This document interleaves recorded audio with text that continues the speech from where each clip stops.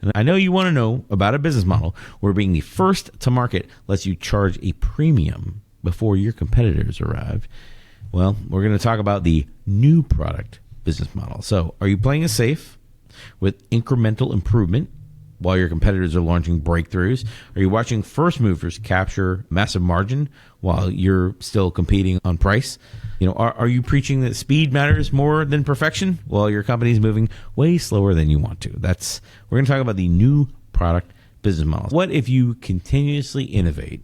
What if you can come up with some sort of business model where it was all about capturing first mover advantage over and over again, iterating and continually capturing first mover advantage over and over again before your competitors arrive? The speed to market is your competitive advantage. That is the new product business model. It requires a certain DNA of a company to be there.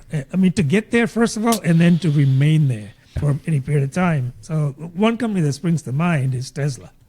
They did that with the innovation of the EV, capturing a pretty decent sized market and then defending that. Now, lately, there have been some competitive pressure from foreign brands, but in the US, Canada, they pretty much held their market share. Yeah, first mover advantage. I mean, all the AI companies, but ChatGPT, Anthropic, they both have first mover advantage here.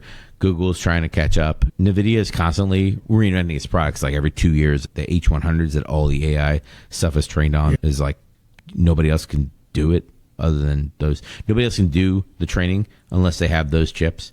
Obviously, you can charge whatever you want to charge because it's a brand new offering. Yeah, for a period of time, you're dominating the markets. And then the first movers shape the market. So, I think of every AI token business model that's out there. Right.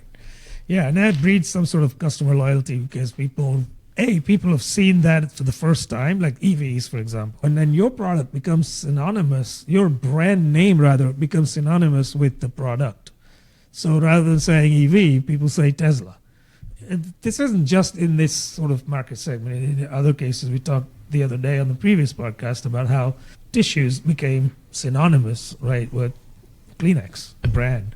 Years ago, it used to be a vacuum cleaner, the brand Hoover. So it does give you that market-defining brand loyalty because you had first mover advantage. Let's see.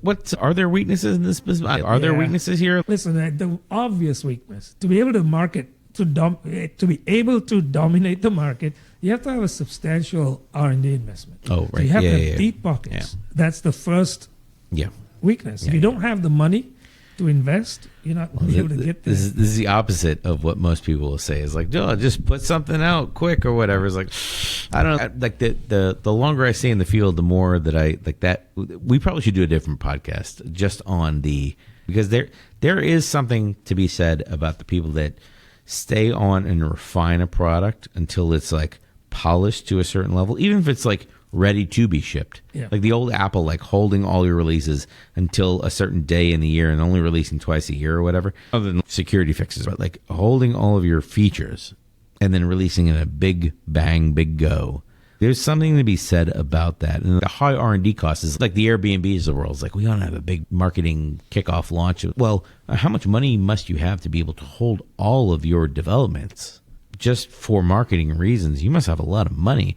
And I think about a lot of money in terms of high R&D costs. It's you have the money to take this team with all their high salaries or whatever and say, sit over there for 6 months, 8 months or whatever, develop this new model. And then when you're ready, big bang, whiz bang, whatever, big splash in the market. The other thing about the weaknesses of this model is somebody comes out with ooh, we're coming out with the latest, when Claude Code came out.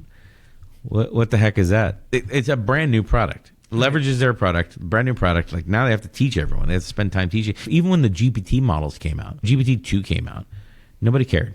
Right. It took them a while to teach the market. Okay, it's this machine learning and it's this token generation, prediction, that kind of stuff. And then taught the market enough to when their GPT-3 came out, then they had a breakthrough on their hands. So there was that investment in teaching. You're right.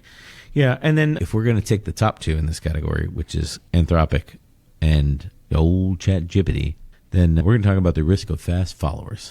Oh, yes. Oh, DeepSeek would be a great example. OpenAI comes out, Sam Altman over here saying, don't call it a bubble. And then DeepSeek's over here is we trained this model for fitty, and it's pretty good. Just as good as your latest flagship model that cost $500 bajillion. And Sam Altman sheds a single tear. Yeah, I mean, the same thing with these, right? Same thing. Now, along comes a Yeah. foreign competitor, and That's right.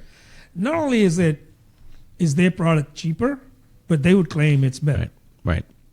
Well, claiming that you're super hot and got the greatest product and continually innovating and dropping models left and right all the time, you better keep doing that, because the minute you stop, Someone's going to overtake. which is why, I mean, I would argue that's why Claude is where they're at in the market. They just came out with a better model, and for a long enough time without responding, that they were able to grab all that market share. So, I mean, the new product business model, like, it's about capturing first mover advantage if you can, through innovation and speed to market, if you can maintain it. You've got to be able to withstand the pressure of continuously innovating, right? And also, you can't be consuming your own product over here. You can't be like believing your own hype. Right. Which is basically, I'm just saying, don't be Sam Altman. That's what I'm saying. So if you're Sam Altman, give us a comment. That's what I'm saying right And now. if you're not, we'll take your comments too. No, actually, if you're not Sam Altman, yeah,